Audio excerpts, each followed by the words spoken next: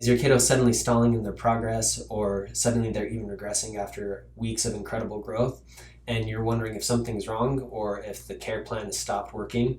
Here's the thing, I talk with moms and dads every single week who feel discouraged with this very thing. Their kid was maybe doing better with sleeping, or they were having fewer tantrums and meltdowns, or they were maybe making gains in speech therapies or at school, and then out of nowhere, it's like they're back to square one. The tantrums start to return, the sleep that they get is a little bit more rocky again, and I totally understand and can empathize with that. It's heartbreaking. I've experienced it with my own kids. Like I said, I've seen it with other people's kids too. But here's what you need to know. As a parent, regression and plateaus are not abnormal or bad. They're not signs of failure. In fact, they're often a normal and necessary part of how the nervous system heals. And the truth is, there's no straight path to health, right? Healing isn't linear. It's a zigzag kind of up and down. As long as the general trend is in the positive direction, then we're right on track. And when we understand what's really happening neurologically, it really helps us stay the course with all of this stuff. Like I said, in our office, I see this play out all the time, every single day. Kids, they're on the perfect storm path. They're struggling with sensory issues, anxiety, ADHD, and chronic immune system challenges. And they'll take 2 steps forward and then they'll take 1 step back.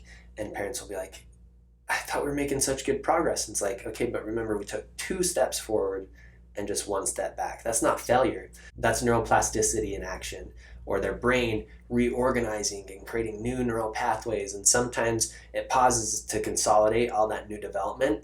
And it's like your child is rewiring at a deeper level. And it's a really, really good thing. When your child's body is working hard to grow bones, muscles, and new neural pathways, it often redirects energy away from other processes. And so that is why you might see things like mood swings happen again, or some sleep disruptions, or even poor behaviors pop back up. That's not regression, that's just recalibration, meaning your nervous system or your kid's nervous system is putting energy where it's needed at this particular time before it evenly spreads out that energy again. So a great example of this is things like a fever. It's not a setback, it's actually an upgrade. It kicks the brain into gear and releases neurotrophic factors, chemicals that actually support brain development. So after a cold or a fever, we'll often see these major breakthroughs. And it's kind of hard because you're like, I don't like that my kid's going through that. But you really just have to ride that short wave so that you can maybe work through that process now, but see the payoff in the end. Things like toxins and molds and chemicals, those can trigger the nervous system into a fight or flight mode. And kids, they're really more sensitive to this type of stuff. So exposure to pesticides and spores, or even strong cleaners, those can create a stress load that slows progress down. So being aware of what your kiddo is dealing with on a day-to-day basis and what is in their environment from that chemical standpoint is a really big deal. Then there's also emotional stressors. So right now, summertime, easy breezy, right? Just hanging out, having fun. But when school starts, or maybe you introduce a new sibling into the mix, or moving houses, these all activate the stress response. And for a child that's already stuck in a sympathetic overdrive, typically with the kiddos that are coming into our office, even small changes can push them back into that protective pattern. And so what we want to do is get them adjusted so that we can help them bounce back from those stressors even faster. Sometimes things like too many therapies or medications, those can mask symptoms, and that'll overwhelm the nervous system as well too. And so when we start addressing the root cause, the nervous system dysregulation, those underlying issues, they may temporarily resurface, but that's actually when we see that the body is finally trying to resolve what's actually been buried for such a long time. The way I like to describe all this is kind of like an onion.